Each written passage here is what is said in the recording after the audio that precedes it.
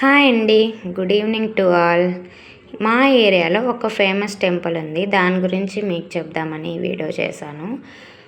అంతకుముందు నా ఛానల్లో షార్ట్స్లో పెట్టానండి. పెద్ద హనుమాన్ ఉంటాడు, గర్భగుడిలో ఇలా ఉంటాడు స్వామి.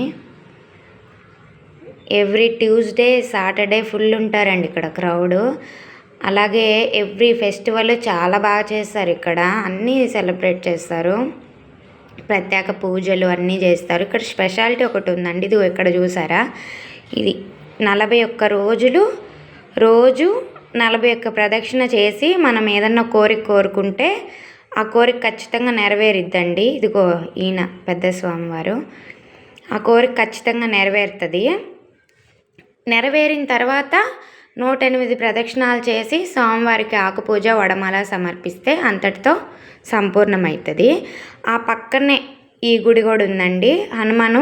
ఇది మొత్తం ఒకటే గుడి.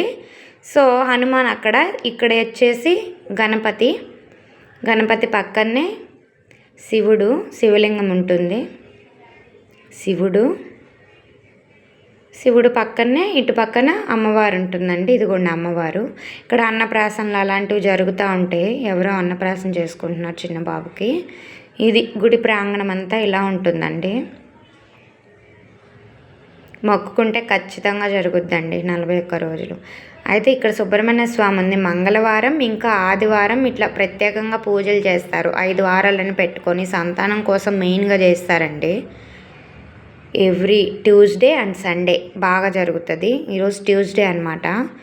సో బాగా ఇక్కడ పూజలు చేస్తారు తెల్లవారుజాము నుంచి. ఇక్కడ ఒక రావి చెట్టు ఉంటుంది. రావి చెట్టు పక్కన నరసింహస్వామి, గణపతి, అలాగే సుబ్రహ్మణ్య స్వామి, వల్లి, దేవసేన ఇలా అందరూ ఉంటారు. ఇదిగోండి స్టాచ్యూ పెద్దగా ఇలా ఉంటుంది. ఎవ్రీ ఫెస్టివల్ చాలా బాగా సెలబ్రేట్ చేస్తారండి. ఇదిగోండి శ్రీ ఆంజనేయ స్వామి మరియు నీలకంఠేశ్వర స్వామి వాళ్ళ దేవాలయం. అలాగే ప్రతి ట్యూస్డే ఇలా అన్నదానం కూడా చేస్తారండి. ఇలా 2 months నుంచి స్టార్ట్ చేశారు. క్యూలో ఉన్నాను నేను కూడా. యాక్చువల్లీ ఇలా అన్నదానం కూడా చేస్తారు. గుడి వెనకనే ఆనుకొని చిన్న పార్క్ ఉంది, అందులో ఇలా అన్నదానం చేస్తారు. ఇదిగోండి నేను పెట్టించుకొని వచ్చేసాను. ఇదిగోండి ప్లేట్. Okay bye.